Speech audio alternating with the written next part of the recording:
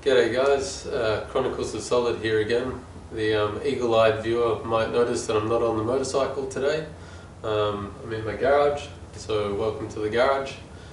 I thought today that I would do a review on the gear that I wear, specifically dual sport gear. And that's mainly because there isn't really a category for dual sport gear when it comes to motorcycle apparel. Now, there's dirt bike and enduro gear, and there's adventure bike gear and road gear, but there's nothing really aside from helmets that's made specifically for the dual sport market. So, like myself, when I'm still getting started in dual sports, but when I very first started, there's nothing really on YouTube that goes into detail on motorcycle gear for the dual sporter. I mean, there are a few vids, but they've all got their own kind of take, so I thought I'd put mine up just to give another angle on the kind of combinations you can use, because I found you have to pick a few odds from, say, the dirt bike area and a few bits from the road bike and mash them together, and you kind of get your own recipe of what you're comfortable with. So I'll go into what I use. The first are these gloves here. These are Icon Judge gloves, or Judgment gloves, I can't remember. They're actually road gloves, but because I already have them and I didn't want to buy some more, I just use these off-road. They're quite good for off-road though. They got kangaroo leather on the bottom, and then you can see they're mesh on the top with some big vents on it to keep your hands cool. So they work quite well off-road because my hands don't get too hot in them, but they are showing a bit of wear and tear just with all the dirt and grime and the constant me falling off. They're starting to fray a bit, so I think I need to look into some more dirt specific gloves just to take that wear and tear. The second thing is knee guards, and this was a bit of a tough one to decide on, knee guards, and that was because there is a lot of options and none of them really fitted me well. The options, that is, not the knee guards. The first option is the cheap knee guard for the motorcycle. You can get them for about 20-30 bucks, and they strap onto your leg here. The problem is the top bit that covers your kneecap, it doesn't actually bend with your knee, so when your knee's bent on the bike, they stay upright. Even if you've got pants over the top, they still kind of sit, they don't sit flush with the knee.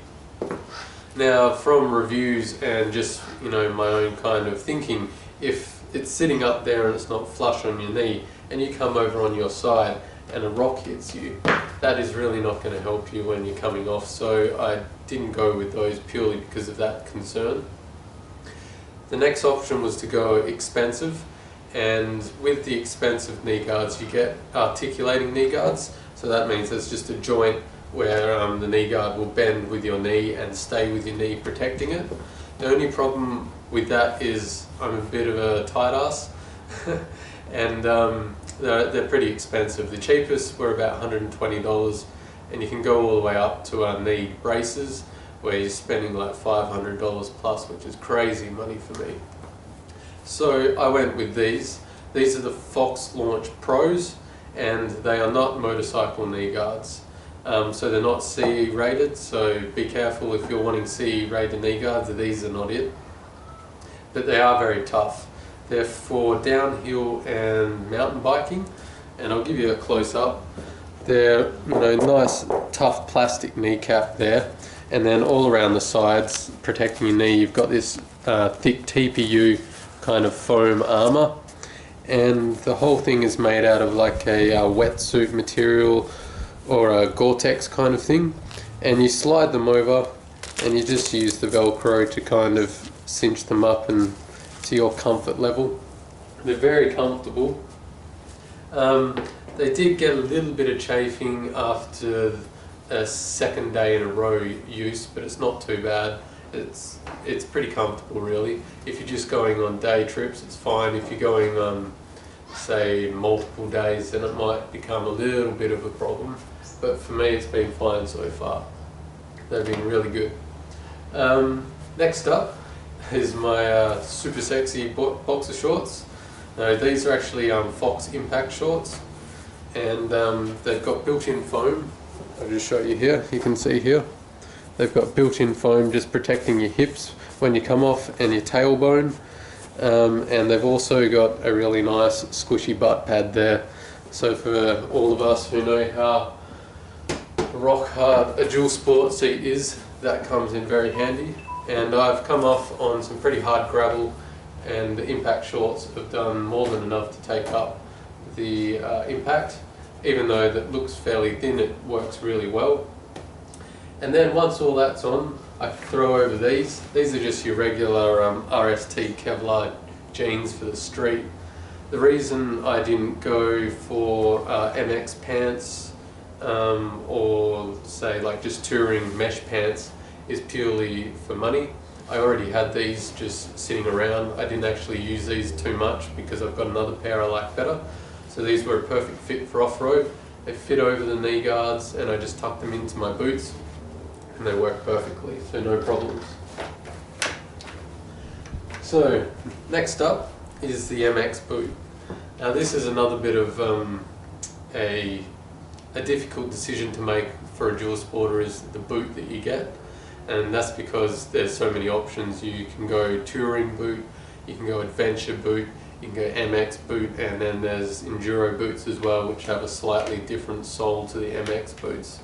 I went with the, I believe this is a MX boot, could be an enduro, I'm not really a professional at distinguishing the two, but basically I went that because these are bomb proof. They offer the most protection, and they really are rigid. I mean, you can see I'm trying to flex that and there's no movement there. Metal toe guards, I'll give you a close-up. Just, you know, you've got shin protection, which is really important if you're coming along, and I've had this happen to me on the last ride I did, the video I put up. I hit a few logs with my shin, so shin protection is very important. You also want protection at the back, especially protection down here, because I've been told stories of guys coming along and they'll hit a stump and their foot will be in front of the peg of the motorcycle, so they'll come along and get the foot stuck between both, and then you'll have a real hard impact at the back. So you want to check that you have, you know, quite a bit of protection at the back there. These ones were fairly cheap, just O'Neill's, and they were last year's kind of boots, so the new ones have come in, so they were extra cheap, so I bought them, and they've worked out really well. Now, something you have to consider when getting those boots, and I didn't, and I kind of had a bit of a steep learning curve, is will they fit on your bike with the gear lever and the brake pedal? And the answer with the Yamaha was yes. After some adjustment, they fit fine. On the BMW, no way, no how. Even adjusting everything, removing the rubber lugs, it still doesn't fit. So I'm going to have to stick with my touring boots and just toughen up. But on top of that is how difficult I found it to actually ride with those boots, because they're so rigid and strong and bomb-proof, and they're quite weighty.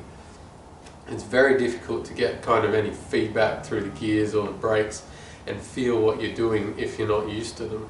And it took me a good week just to be able to ride normally, and then it took probably a month before I got to that comfort level where I no longer noticed that I was wearing the boots. Now they're just second nature. I don't even think about it. In fact, if I didn't have them, I'd feel quite strange. So you just got to kind of get used to them. They do break in a bit, but just push through that uncomfortable learning phase of wearing the boots, and it'll be fine within a couple of weeks. Okay, what else have we got? We've got these here.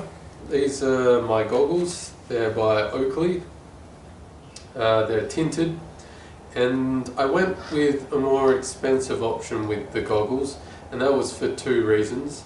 The first reason is double glazed, so it has two lenses, and that means that there's a huge reduction actually in the amount of fogging that's experienced with the goggles, Single lens goggles tend to fog up much more than double lens.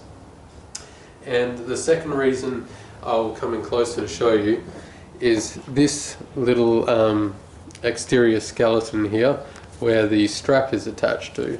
Now you can see that there's a gap and that doesn't actually touch the lens. On cheaper goggles, what happens is this strap here is actually attached to the lens, so when you pull out it straightens up the lens and then the fit isn't as snug. But with these, this takes the bending and they still fit snugly. So that was the two main reasons why I got those goggles, and they've worked out perfectly. I can't fault them at the moment. Now, as a dual sporter, that's a discussion as well as whether to get the goggles or not. Well, obviously I did. Some guys are happy to just flip down their visor and the dust doesn't seem to mind them, but with me, all the dust coming up through my helmet, I couldn't see properly. I needed the goggles, so I went with the goggles, but you don't have to. So I'll go into this, my bright yellow helmet. This is the Fly Trekker, and it's basically the exact same helmet as the AFX 39, I think, and there's a whole pile of other companies that all make the same similar cheap dual sport helmet, and this is probably the only thing in the motorcycle apparel industry that they make specifically for dual sporters. The glory of this helmet is you can fit goggles in, but you've still got the visor. So you flip it up, put your goggles in, you're on the dirt, you can still get plenty of air in when you're huffing and puffing and lugging your bike along. And then when you get out onto the highway and the wind starts to get a real problem, just flip it down and you're all good. This one also does come with a peak, but I ripped it off because it just annoyed me too much. Going along at 100, you just feel like your head's being ripped off and it just wasn't comfortable. Now, it might not be such a problem if you're trailering your bike to wherever you're riding, but for me, dual sporter, I ride all the way to the trails, and that's the closest trails for me are a good 30-35 minutes, and I have to do highway speeds to get there, so I needed to get that off. There's plenty of ventilation. You can see here, we've got the vents at the front, they're pretty huge, and this button just opens and closes them. You've got vents up here as well, and then more vents just here at the back, and then you've got the rear exhaust vents. Inside isn't too flash. I'll just give you a quick look. It's nothing amazing. It's not the most comfortable material in there, but it does the job. I mean, it was only a $200 helmet, and you get what you pay for.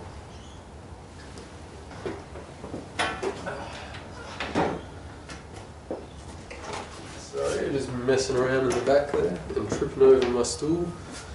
Okay, so this is the body armour I wear, and this is the Fox Titan body armour, and as you can see, it's pretty bomb proof. You've got your chest protection down here as well. You've got kidney protection, just foam here. You have shoulders, biceps, elbows and forearms all protected with armour. And then you have a back protector that is really long, going all the way down to your tailbone, which is important. You don't want to forget about the bottom of your back. I'll just show you here, the material is perforated, so it's got quite a lot of holes in it. So during summer, that is a little bit of a problem for me, because you can see in my fair skin I burn very easily. So when I'm wearing this, I actually get burnt through that. So in a second I'll show you how I get past that problem. Also, I should probably note before I put it back is there's all these straps all the way along where you can adjust at multiple points just to fit your body shape, which is very handy. Now, this isn't the most expensive of the body armour, and it isn't the cheapest. There are some really cheap ones out there, and there are some really expensive. I just wanted to go straight in the middle with a reputable brand, but I didn't want to, take out a second mortgage on the house just to pay for it. There is also a bit of discussion as to whether to use body armour or to wear just a regular jacket with armour inside the jacket. Now that's the same sort of argument I have with the cheap knee braces, is with the jacket as well. If you're falling, the armour in the jacket moves around, and it's not necessarily going to be at the point of impact because it moves around, so that worries me a little bit. So that's why I went with the body armour, because it can't move around on me. It's going to be right where I need it when I fall. So that's why I went with the body armour.